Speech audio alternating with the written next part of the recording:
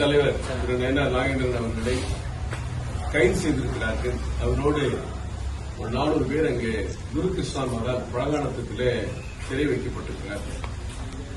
குண்டாறு மண்டபத்தில் புரொஃபசர் சீனிவாசன் தலைமையில் 100 பேர் அங்கே கைது செய்யப்பட்டு வைக்கப்பட்டிருக்கிறார்கள். எந்தவித காரணமும் இல்லாமல் நீதிமன்ற தீர்ப்பை ஆணையை செயல்படுத்த வேண்டும் தமிழக அரசு என்ற கோரிக்கையோடு திருப்பரங்குன்றம் சென்றவர்களை கைது செய்து வைத்திருக்கிறார்கள். நீங்க இந்த இடத்தை விட்டு போயிருங்க அப்படின்னு காவல்துறை சொல்லும் போது நாங்கள் இந்த தீபம் ஏற்றணும், நீதிமன்ற தீர்ப்பை நீங்க மதிக்க மாட்டீங்களா அப்படின்னு கேட்டதுக்கு கைது பண்ணிருக்கிறாங்க. இது பொதுவா இந்த சாயம் மழை பெஞ்சா சாயம் வெளுத்துருச்சுன்னு சொல்லுவாங்க. அந்த மாதிரி இன்றைக்கு திமுகவின் சாயம் வெளுத்திருக்கிறது. பல கோடி இந்து மக்களுடைய உணர்வுகளை புரிந்து கொள்ளாமல் திமுக என்ற ஒரு கட்சி உருவான காலத்திற்கு முன்பாகவே இந்த தீபத்தூண் பிரச்சனை இருக்கிறது. 1920 இருந்து இதற்கு ஆதரவான தீர்ப்பு அப்பொழுது வந்திருக்கிறது. 1994 வந்திருக்கிறது. அதை சுட்டிக்காட்டிதான் ராம ரவிக்குமார் என்ற ஒரு இந்து அமைப்பினுடைய தலைவர் இந்த வழக்கை தொடர்ந்திருக்கிறார். ஒரு நீதியரசர் இதுக்கு அனுமதி கொடுங்கள் என்று சொல்கிறார்கள். அதை எதிர்த்து 144 தடை உத்தரவு போட்டு யாரையும் அனுமதிக்காமல் அராஜகம் செய்தது காவல்துறை. அதற்கு பிறகு தமிழக அரசு மேல்முறையீடு செய்கிறார்கள். அங்கே இருக்கிற 2 நீதிபதிகளுடைய அமர்வில் மேல்முறையீடு செய்கிறார்கள். அந்த மேல்முறையீட்டிலும் தமிழக அரசுடைய மனு தள்ளுபடி செய்யப்படுகிறது. உங்கள் நோக்கம் உள்நோக்கம் மிகுந்தது, ஏன் மத்திய தொழில் பாதுகாப்பு படையை அவர் அனுப்பினார் என்ற கேள்வி கேட்டிருக்கிறார்கள். அதற்கு அவர் சொல்லியிருக்கிறார், நீதியரசர் சொன்ன உத்தரவை நீங்கள் நடைமுறைப்படுத்தவில்லை, எனவே மத்திய தொழில் பாதுகாப்பு படையை அவர் அனுப்பியிருக்கிறார், தவறு என்றிருக்கிறார்கள். நீதிபதி உத்தரவை அமல்படுத்தாத தவறு, தமிழக அரசுடைய மேல்முறையீடை தள்ளுபடி செய்கிறோம் என்று 2 நீதிபதி அமர்வு சொல்லிவிட்டது. 2 நீதிபதி அமர்வும் மீண்டும் நீங்கள் தீபத்தூணில அந்த தூணிலே தீபம் ஏற்ற வேண்டும் என்று அவரும் அந்த ஏற்கனவே நீதிபதி கொடுத்த உத்தரவை அமல்படுத்த சொல்லியிருக்க அதையும் செய்யவில்லை. எதையுமே செய்யாமல் நீதிமன்ற அவமதிப்பு வழக்கை கலெக்டர் மீது, எஸ்பி மீது, காவல்துறை அதிகாரிகள் மீது, கோவில் அதிகாரிகள் மீது அந்த வழக்கு ஏற்பட்டாலும் பரவாயில்லை, என்ன நடந்தாலும் பரவாயில்லை, நாங்கள் நீதிமன்ற உத்தரவை நடைமுறைப்படுத்த மாட்டோம். இதுதான் இன்றைக்கு தமிழக அரசுடைய நிலைப்பாடு. அதற்கடுத்து என்ன செய்கிறார், இப்போது உச்சநீதிமன்றத்திற்கு இன்றைக்கு மாலையே எடுத்து சென்றிருக்கிறார். உச்சநீதிமன்றத்தில் மேல்முறையீடு செய்திருக்கிறார்கள். இதெல்லாம் எதுக்கு? இது அத்தனையும் ஏதோ தமிழ்நாட்டை வஞ்சிக்கிற ஒரு உத்தரவு ஏதோ வெளிநாட்டில் இருந்து வந்துவிட்டது என்பதை போல திமுக தலைவரும் முதலமைச்சரும் அவருடைய அதிகாரிகளும் செயல்படுவது ஆச்சரியத்தை தருகிறது. இந்த உத்தரவு என்பது நூற்றுக்கணக்கான ஆண்டுகளாக இந்து மத ஆன்மீக பக்தர்கள் இந்த தீபத்தூண் என்பது, தூண் எதுக்கு வச்சிருப்பாங்க, தீபத்தூண் பேர் அதுக்கு, அங்கதான் தீபம் ஏத்துறதுக்காக அங்க ஒரு தூண் வச்சிருக்காங்க. ஆனா அந்த தூண்ல நாங்க ஏத்த மாட்டோம், பிள்ளையார் கோயில் பக்கத்துல வேற இடத்துலதான் ஏற்றுவோம் மக்களை ஏமாத்திட்டு வந்தீங்க. ஆனா சட்ட போராட்டம் நடத்தி இன்னைக்கு அதுக்கு ஒரு நல்ல தீர்ப்பு கிடைத்து எந்த தீபத்தூணில் ஏற்ற வேண்டுமோ அதே தீபத்தூணில் நீங்கள் தீபம் ஏற்றலாம் என்று ஒரு நீதிபதி சொன்ன பிறகு சட்ட ரீதியாக விவாதம் செய்து அனுமதி கிடைத்த பிறகு அதை தமிழக அரசு, காவல்துறை, அறநிலையத்துறை அந்த அனுமதியை ஏற்றுக்கொண்டிருந்தால் இது சாதாரண செய்தியாக போயிருக்கும். ஆனால் இன்றைக்கு இதை மிக எதிர்த்து ஒரு பெரிய போர் நடத்துவதைப் போல ஆன்மீக பக்தர்கள் மீது நேற்று காவல்துறை தடியடி நடத்தி பல பேர் காயப்பட்டிருக்கிறார்கள். நமது தமிழக மக்களை தமிழக அரசை தாக்குவது நியாயமா? காவல்துறை கையில தடிகளை கொடுத்து தாக்குவது நியாயமா என்ற கேள்விதான் நீங்க எழுந்திருக்கிறது. என்ன சொன்னாலும் சரி, திமுகவுடைய அந்த அப்பட்டமான இந்து விரோத போக்கை நாம் உணர்ந்து கொள்ள முடிகிறது. இந்து மக்கள் விழித்துக் கொண்டிருக்கிறார்கள்.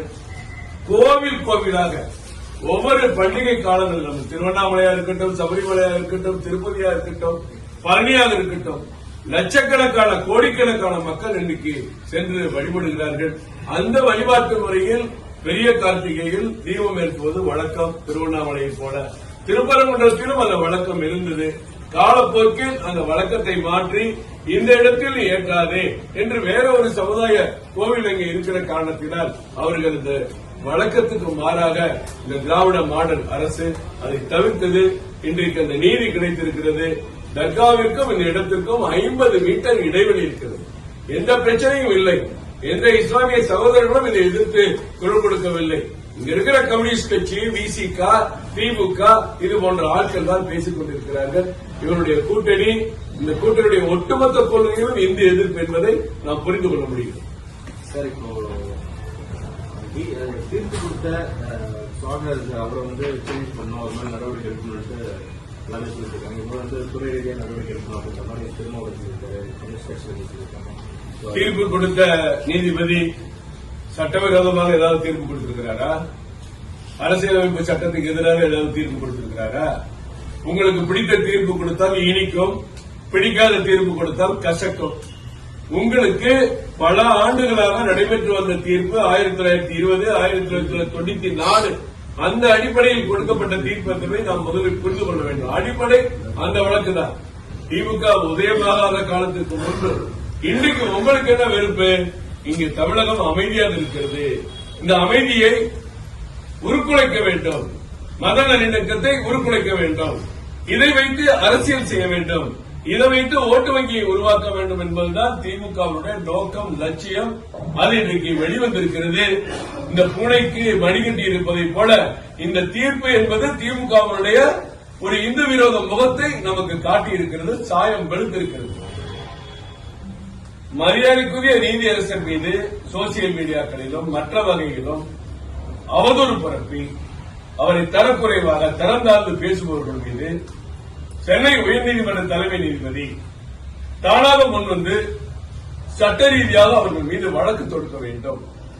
அப்படி தொடுக்கவில்லை என்றால் எந்த நீதிபதி என்ன தீர்ப்பு கொடுத்தாலும் எதிர்த்து என்ன வேண்டுமானாலும் கேவலமாக பேசலாம், அசிங்கமாக பேசலாம், அவதூறு பேசலாம் என்ற நிலை தமிழகத்தில் உருவாகிவிடும். இப்படி ஒரு நிலை உருவாவது உயர்நீதிமன்ற தலைமை நீதிபதி அவருடைய கையில் தான் இருக்கிறது. இங்க இருக்கிற எங்க தலைவர்கள், நிர்வாகிகள் சார்பாக நாங்கள் வேண்டுகோளாக வைக்கிறோம். தலைமை நீதிபதி அவர்கள் ஒரு தனி நீதி அரசரை அவர்களுடைய தனிப்பட்ட பிரச்சனையை போல அவர்கள் எடுத்துக்கொண்டு பேசுவது, அவரை அவமானப்படுத்துவது சட்டப்படி குற்றம். அதன் மீது அவர் தானாக கொண்டு வந்து அனைவர் மீதும் 10,000 பேரா இருக்கட்டும், 20,000 பேரா இருக்கட்டும், அனைவர் மீது ஒரு நடவடிக்கை எடுத்து அனைவருக்கும் தக்க தண்டனை தர வேண்டும் என்று பாஜகவின் சார்பில் நாங்கள் கேட்டுக்கொள்கிறோம்.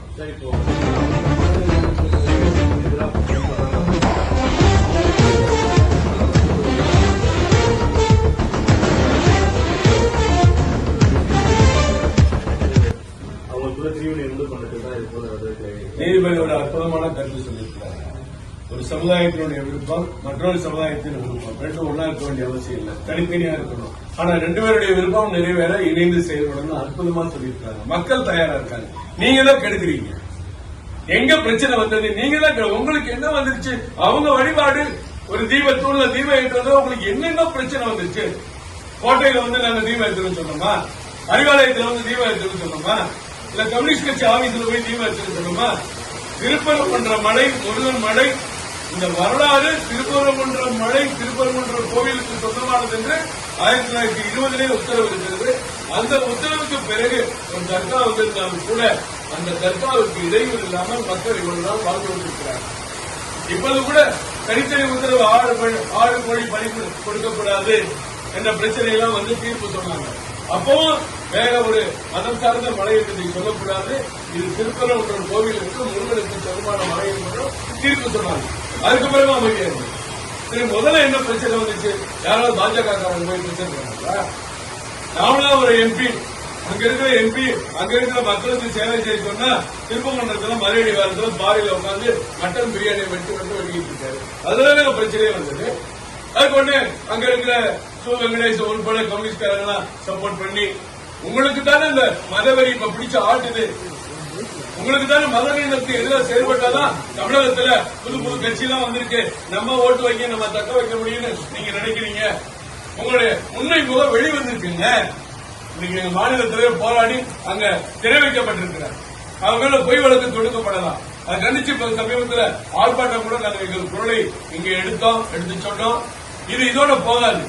இது தமிழக மக்கள் ஒவ்வொருத்தரும் வீட்டில் உட்கார்ந்து போராட்ட களத்துக்கு வராட்டியும் அவங்க பாஜக இருக்காங்களோ இல்லையோ, உண்மையாக முருகனை வணங்குபவர்கள், ஈஸ்வரனை வணங்குபவர்கள், பெருமாளை வணங்குபவர்கள், ஒவ்வொரு இந்து மத அந்த ஆன்மீக பக்தனும் இன்னைக்கு நிகழ்ச்சியை வேதனையா பாக்குறாங்க. என்ன பாக்குறான்?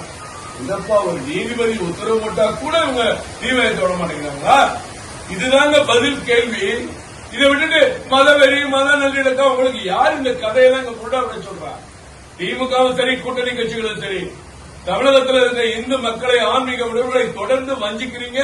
இது 2026 இதுக்கு முற்றுப்புள்ளி வரத்தான் போகுது. நீங்க பார்க்கத்தான் போறீங்க.